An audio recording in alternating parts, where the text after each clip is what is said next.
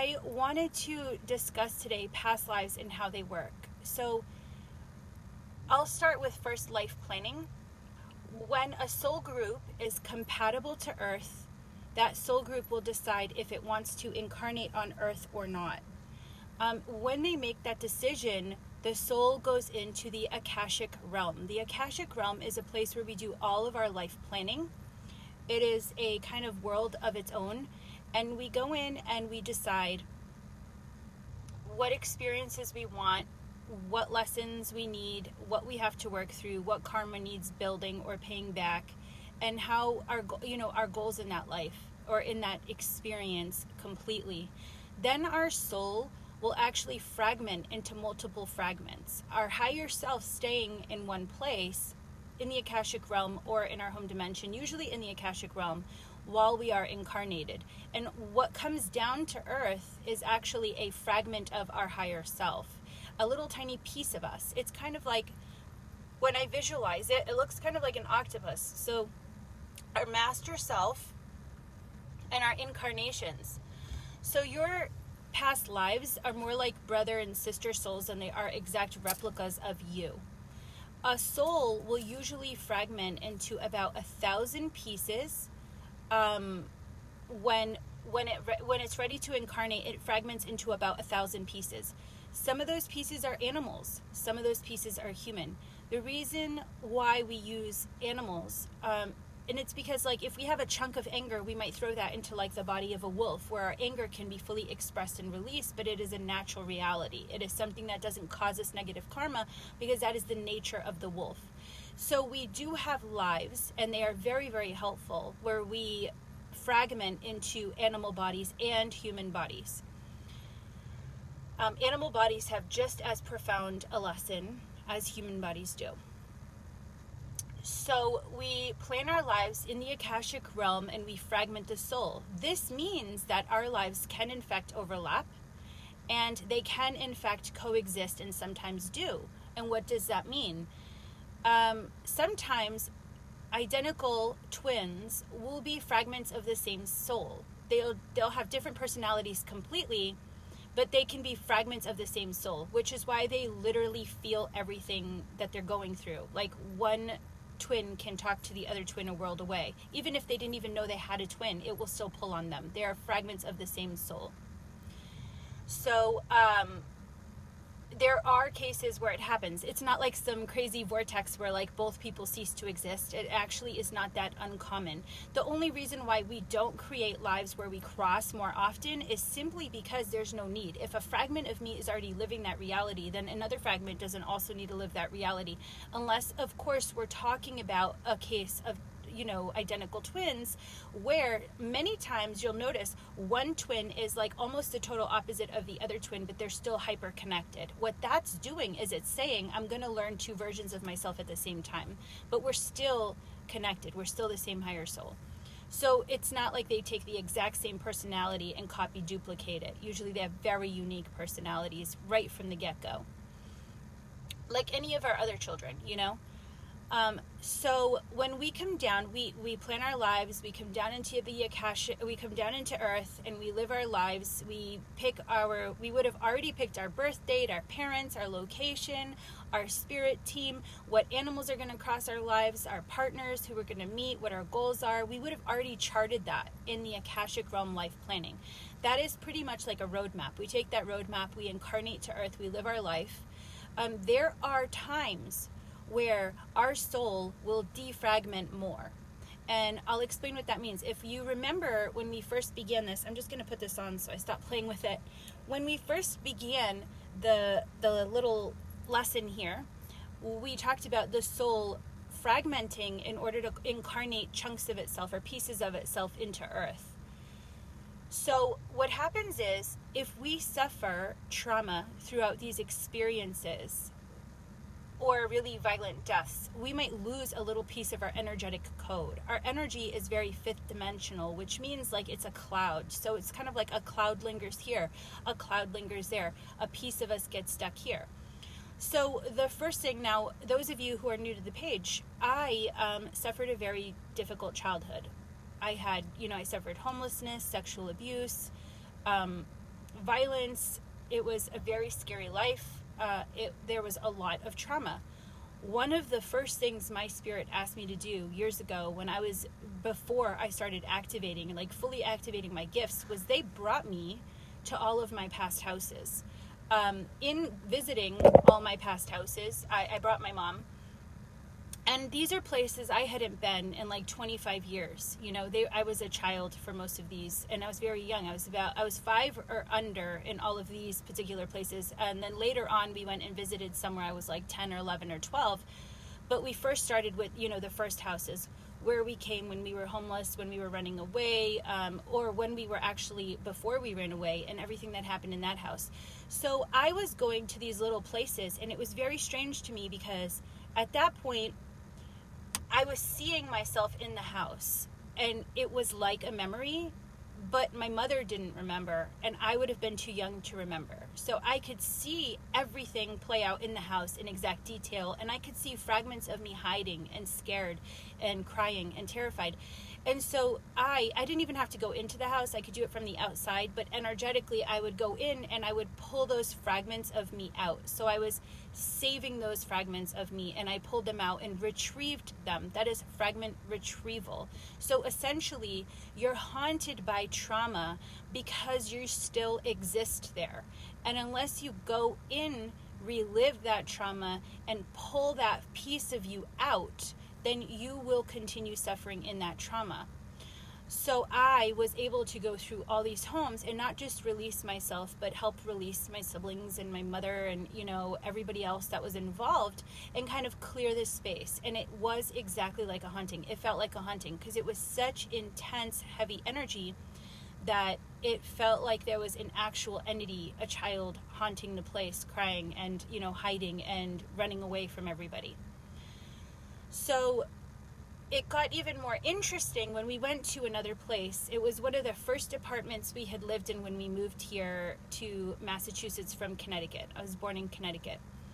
And one of these apartments, I was just a baby. I think I was like under 1 year old.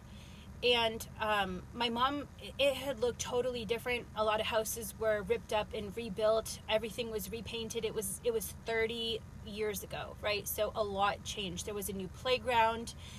She didn't remember the address. So we're sitting in this wide open place in the middle of a playground surrounded by a bunch of buildings. And she couldn't remember which building it was. She couldn't remember which apartment when it was. They all looked very similar. So I was sitting there, and I could look out, and all of a sudden I saw my mother jump out the window, run through the roof, jump down, go up the stairs to the neighbor's house, and bang on the door. And then she'd disappear, and she'd do it again. She'd jump at the window, she'd cross the roof, she'd go down, she'd go up the stairs into the neighbor's house. And I said, "You're over there." And she said, "I don't know, it doesn't look right." So we went closer, and she was like, "Oh my gosh, that was it," because she remembered that she jumped out the window, through the roof, down the stairs. Because what happened in this particular place, my father actually choked her to death and she died. And then he resuscitated her. When she came to, she jumped out the window to get help. So it was very strange because she didn't recognize the house, but I could see it. So then she went and she realized it was actually the house. So when we do soul refragmenting, that is what we are doing. We are going into all these places that created these really traumatic energetic traces of us, where fragments of us went missing, and we are pulling them out. But we can now do this in past lives, which is so profound, because if you think about it, how many fragments of me did I lose in this life? Tons, right? I was scraping parts of me from past memories for years before I was really able to amplify my gifts and own them and evolve them. So when we're talking about past lives, let's surprise you all. Most people here on earth have had anywhere from 300 to 700 lives. So if you have 300 to 700 lives, that's a lot of opportunities to find pieces of yourself that you have lost. So what I've kind of just developed my own system based on my gift structure of what I do, and I just do that in the Akashic Reports on my page. The Akashic Reports go over your soul structure, your soul origins, and they start refragmenting your soul through these most traumatic experience, because that's where you lost the biggest chunks of yourself. So we're not like collecting pennies and talking about like every single time you were sad. We're looking for like the times where you really left these terrible energetic imprints, and we're bringing those back home. Because what happens is that's the bigger energy, right? That's collecting more energy, so you become powerful enough to start going into the smaller ones yourself. So it's a really profound experience. But some people ask, like, why would I do that? Why would I do past life clearing? Doesn't matter. And in a way, like, you cannot get stuck in your past lives. You can create a past life vortex where you get so obsessed with the past life experience that you want to continue reliving it, and you lose track of this experience. Like, you are supposed to be you. Your energy belongs here in this life. You have things to accomplish in this life. If you are dwelling on stuff you used to accomplish or who you used to be, then you're going to fail this life. So it is really important that we move on from these lives, that we let these lives go. It doesn't really matter what they brought us. We need to heal from them and then move on from them. It can be kind of exciting to find out we were important or someone famous, but in the end, getting stuck there is just stealing from this life. So we don't want to continue kind of obsessing and trying to relive it. We have to be able to move on. So when we do these, let's talk about, the first report. Why would it be important to learn about your soul structure, soul origins? And my explanation is because it's kind of like your culture. It's how you heal. It's what supports growth. It's your patterns of limitation. It talks about how you connect, how you absorb energy, how you are kind of interconnected with the world, and even kind of like your worldly mission here can sometimes come through in this soul group aspect. Like, who are you at soul level? I think it's such a profound thing to understand and know. I remember times where I just like wished I knew more about myself because I knew there was something there that I could tap into, but I just wasn't able to fully tap into it at that point. And I think that, well, I know for a fact that it's very helpful to understand. For example, I just did this on a child the other day, 5-year-old child, and we learned so much about how he processes energy and how to relate to him and how to help him heal. As a parent myself, that is incredibly useful information to understand how your child energetically operates and how to be the best version of you for him. And I think like that's uncomparable. How would you ever figure that out if it wasn't just trial and error? And through trial and error, we do create trauma, especially with such a delicate soul that he was, such a powerful, delicate soul that he was. So it was very helpful, and it was just one session, and it was talking about, how to relate to him, how to connect to him, how to help him, how to encourage his evolution. That's just about really his origins. And then the first report does include some past life trauma, but these past life traumas are really about things that created energetic leaks, tears and scars to your auric field. So if we talk about that, like that's a whole new other trauma. Not only do you have lost fragments of yourself, but these traumas created physical trauma to your body, to your energy. So you're leaking. I call this one like structural repair. Because if we know our origins, we know our structure, and we have the structural repair set in place, then all of a sudden we stop leaking energy everywhere. We've now addressed the fact that we had tears and scars or holes in our bucket, and we were pouring out energy. So we fix them, and then we move on to past life healing. Past life healing is a second report where we go into past lives and clear and kind of... And those are past lives that created energetic behavioral problems in this life. So they are, in fact, repeating in some way or another through repeated patterns, repeated relationship blocks, struggles with connection, struggles with money, struggles with our body, struggles with our self-limiting beliefs. That's all the kind of stuff that comes up in our second report, how those lives are affecting us now in our behavioral patterns. People can do that session as many times as they want. And it really depends on the person. If you have 700 lives, you might need a lot more of that session if you want to heal. The more you heal, the more your gifts amplify. Because, like I mentioned earlier, we refragment the soul. So we're pulling in all these fragments. So think about, you're just adding energy to the bucket. You're getting more and more powerful every healing. And eventually your gifts are like out of control, and they need to be trained and they need to be understood. So here's another cool secret. Everybody on earth has gifts. The reason why we cannot access our gifts for the most part are because of all these traumas. Think about it. If you have 300 or 700 lives under your belt and you've never done any past life work or past life healing, or you don't know your soul's origins, or you don't know how to protect your energy, then you can't actually evolve your gifts. So they just sit there unused and totally covered by all of this trauma that keeps reliving itself over and over and over again. So that is the value in past life healing. That is why we do it. That is why it is so profound.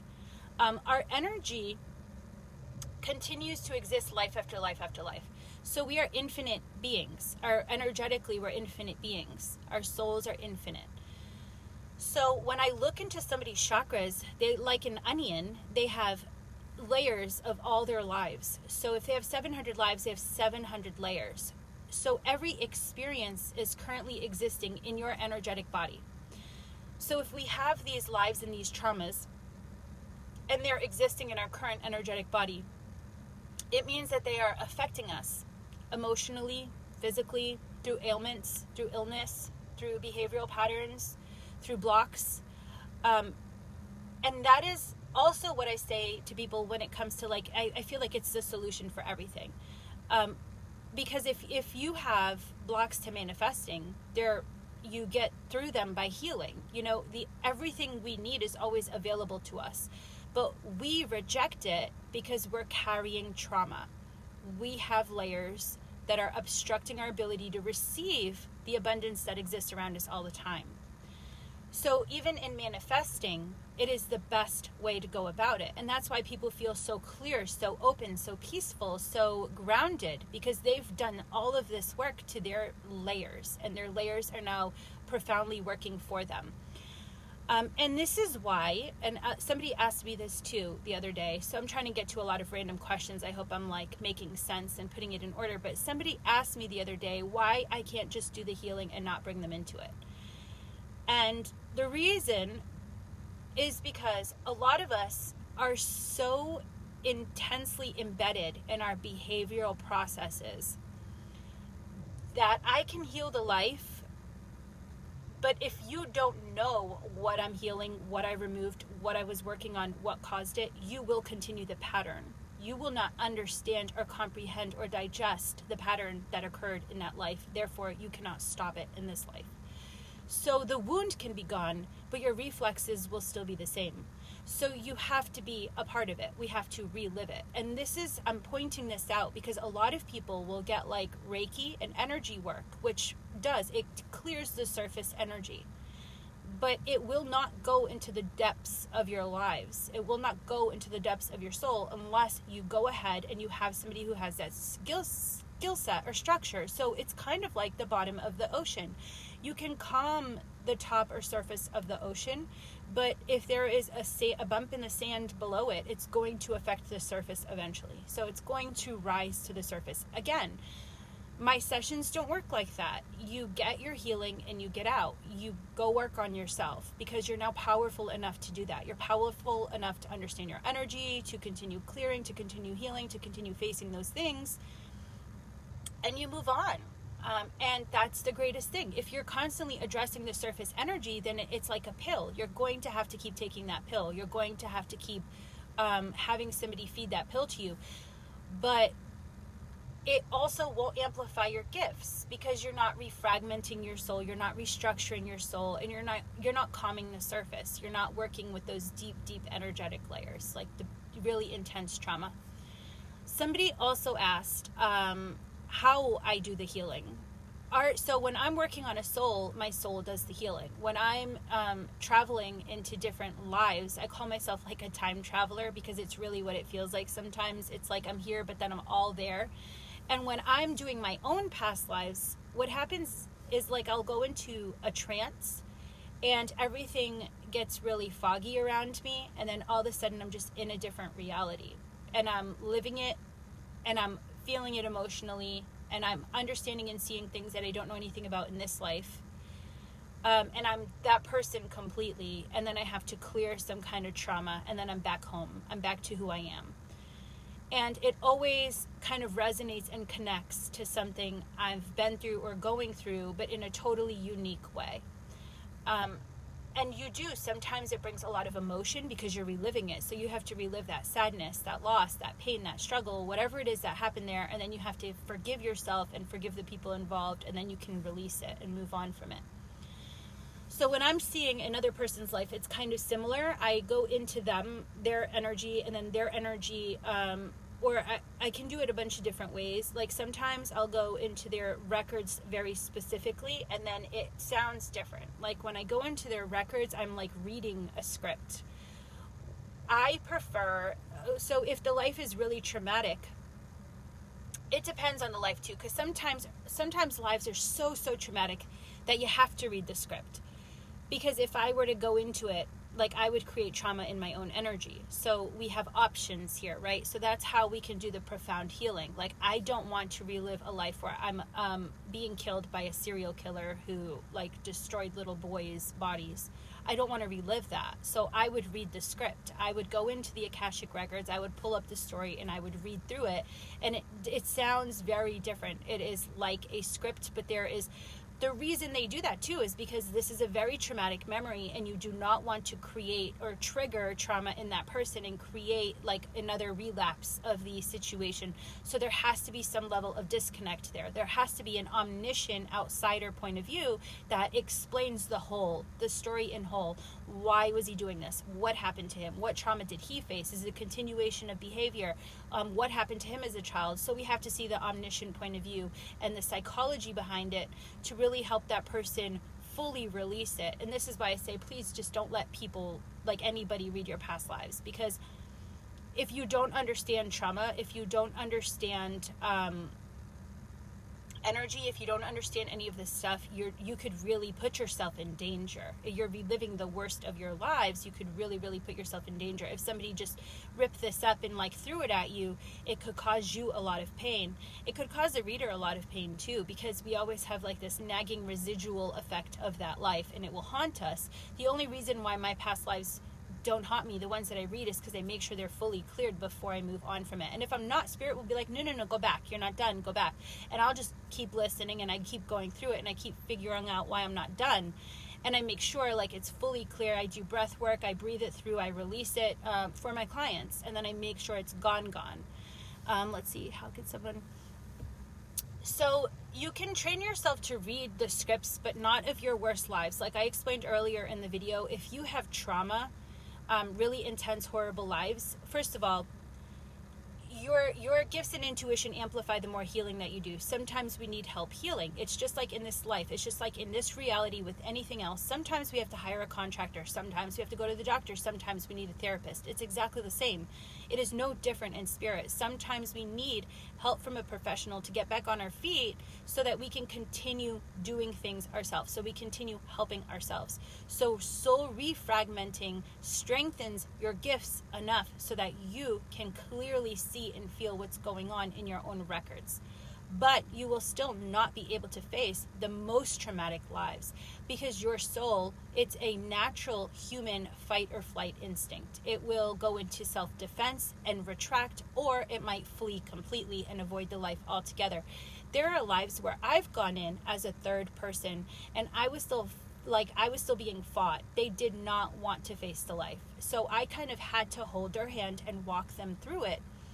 And that is like that. Though I know those lives are going to be horrible right off the get-go because they don't even want to face them. So even in a past life regression where we access our own database, they would still never face that. It would be such a horrific experience that they would avoid it altogether, and their regression therapist can't force it. It might take many sessions before they have the courage to face it themselves. And that's just like therapy. Like we start at the surface and we get deeper and deeper the further we go. And eventually you might get to a place, an experience where you're brave enough to face the most traumatic experiences you've went through. But we do have to build courage to get there. And it's because we're refragmenting. So the more we refragment, the stronger we get, the more we understand we are capable of handling. So it's the same idea, it's the same concept. It's just the spiritual, energetically part of it, and then the physical part of it.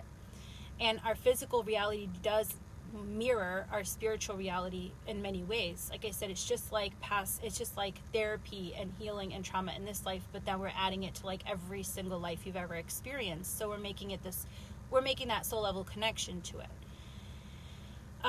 Let's see. So when we refragment the soul, we strengthen our gifts. Eventually, you should be able to access your own database. We all have access to our own past lives. We all should have access to our own past lives.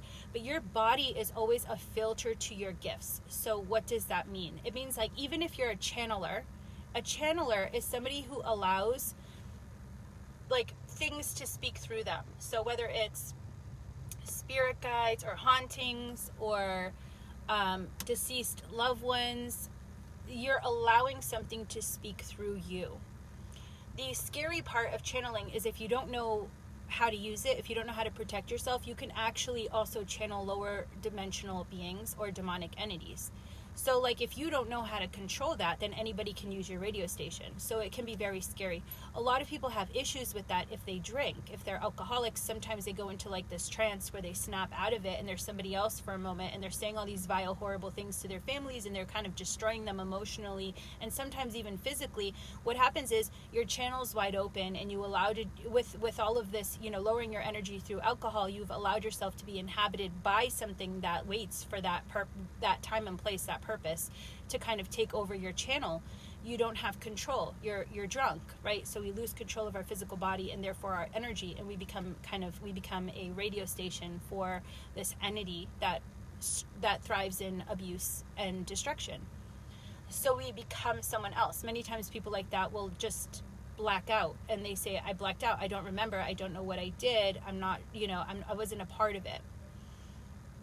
So in that case, like we can still filter what's coming through. We can still translate. So it's like a translator is how I should put it. If you don't understand the language of the being that's coming through, then you will translate it into something you comprehend and you will push it out that way. So like somebody might ask something. First of all, personal relationships. You can't ever read a personal relationship. The saying love is blinding is so true. And I get this a lot. A lot of people will come to me and they'll be like, well, I know all about my personal relationship with this person. And I have to remind them that we don't actually know anything about the ones that we love. Because if we love them, we are never going to see anything outside of that. We totally have blindfolds on, even myself. Everybody does. The only time you can release those blindfolds is if you've ever been in a relationship and you get to the point where there's that bit of distrust and you realize your reality kind of shatters and you go back inside yourself and you realize like, oh my God, all of these times of all of these things that I made excuses for this person and they're all leading up, like all of the red flags I avoided. That is when we literally go into that reality check where we can now see beyond our emotional body. Our heart is our largest chakra. So if we love someone, it is always going to persevere over all our other senses. That is just naturally how we are. That's why I never read my children, I never read myself, and I never read my partner. And it's because I know that I'll always want to see the best for them. It's a survival mechanism. It's a survival skill. I want to see them succeed. I want to see them thrive. And I would have a very hard time seeing things that negatively affect them. I want to protect them. So what happens is the way that I get intuition from them is without tapping into it. Like I do not dig. I do not just sit there and like dig through their energy. I wait to be guided. And I'll get like a voice or information or a download or a vision of something they need and I can hand it over or work with it. But it's different because I wasn't digging for it. I wasn't looking for it. I didn't have any current preconceived notions or bias at that particular moment. So I don't have to, so I don't have any like blocks to that, right? It was just free flowing at a different time and place. Like for example, my past lives come through when I'm not digging for them. The last one, I was in my room doing sessions for people and all of a sudden again I get the fog and it breaks through and I'm in no kind of mindset. I was just meditating and clearing my energy to get ready for a client and they were like, nope, this one's for you. And so I had to relive the whole life and then clear it before I went into sessions. So it just comes at the right time when needed, and that's how I deal with them. So I'm not digging for them. So we take the bias out of it, because I'm not like, well, I need to know why this, and this, and then I go digging, right? So that, having that preconceived mindset, like this is what I'm looking for, then you're altering what you see. People have a hard time with this. This is like the major issue, because people think that they can go into their own lives very easily and that they'll see everything as true and 100%. And they will pull up false realities. And what that means is, like, for example, let's use a famous person. Let's use Marilyn Monroe, right? Marilyn Monroe was incredibly famous, but she was also an idol. So she was somebody a lot of people obsessed about, looked up to. And when we get into those kinds of connections with celebrities, think about it. We might read every article published about them. We might look for every photo taken of them. We might even fantasize about being in their personal lives. Like, even in this life, think about it. Have you ever had a celebrity that you look up to, that you kind of obsess over, that you know everything about, their birthday, their parents, their cousins, like anything that was ever published, any book they've ever written? So if I have this really intense obsession over this person in this life and I die, and in the next life I might see a photo of them and I might be pulled back to it and be like, oh my God, why do I know so much about them? Why am I so in love with them? Why do I have such a passion over their life? We have now pulled up a false positive, because you're remembering a life where you were a fan, not a life where you lived that trauma. So this is actually way more common than people think. A lot of people get false negatives all the time, or false positives all the time, where they assume that because they have this really strong connection to a deceased celebrity, that they are the deceased celebrity. And many times, I mean, only one person could be that deceased celebrity, right? Only one person could be that person. So it's not true that 3,000 people were that deceased person, but it is true that that person might have had 3,000 fans. So as much as we, the more we heal, the more we practice our gifts, the clearer we see. So it doesn't really help us to just sit at home and try to dig through these lives without healing first. Like I mentioned earlier, my spirit team had me refragment all the trauma in this life first before I was really activating those gifts and working on them and really seeing myself in past lives. I had to heal this one first. So there was a lot of work involved with the fact that I was constantly going through all of these pieces of myself and refragmenting my energy for all this time. Yeah, exactly. That's why everybody wants to be Cleopatra. That's why everybody wants to be Marilyn Monroe. That's why everybody thinks they're JF Kennedy. It's so common. It's so common. Now think about Cleopatra. She ran like 2 whole countries. She was known all over Europe. That she was a very famous name. And we didn't even have TV back then. So imagine like all of the people who worshipped her and really thought they knew her or knew her personal life and history. And when I go into these lives, it's really fascinating, because when I go into these lives and I read these people, we see things that were not a part of the history. We see things that were not a part of the photos and the outward expression or the tabloids. We see like the deep inner turmoil, the struggle, the why, the connections, how they felt, how they thought. It's a whole different reality. Now think about you. Think about your Facebook life versus your personal life. Is your Facebook life and your personal life exactly the same? No, because like you're not going to show everybody videos of you in the shower and walking around in your underwear, because you would get flagged and kicked off of Facebook. So it is a different reality, and people don't understand that. Like if you're seeing somebody as this perfect figure that had no issues, then you're likely seeing its external reality. You're seeing it as a fan. If you're inside and you're feeling the depression and the struggle and the pain, and you're seeing how different things that weren't a part of public eye, and it's grounded in actual information. Like for example, like if I was reading Marilyn Monroe and I saw that she was struggling with depression and identity issues and struggling with, people using her for her body and her image, and then she committed suicide, and now there's that physical evidence that she actually did die that way. So there's that connection, right? There's a connection there. There's a actual founded connection to explain how she felt with the physical action. So we always have that evidential piece. It connects to reality somewhere. So I think that's all I was gonna share. I shared way more than I wanted to share, actually, but it was all really great information. And again, if you want to watch the other videos that I've been posting over the week, they're loaded onto my YouTube. I actually have to load the Spirit Guides one on today. My YouTube is Soul Architect Jasenia. I'll link it to the comments. But all of these topics are also on my book, Spiritual Development with the New England Psychic Medium, and they'll also be on my new book, which is called Creation, and I just go over pretty much all of creation, from how gods are born, to souls, to soul groups, to incarnation, through life, through experiences, why we evolve, why we go through this, and then like how we continue to express ourselves. So from there, like, we go into the physical experience, and then we go into what happens after. So that's all in the books and also on YouTube, and always available. Thank you guys for listening. Thanks for the great questions.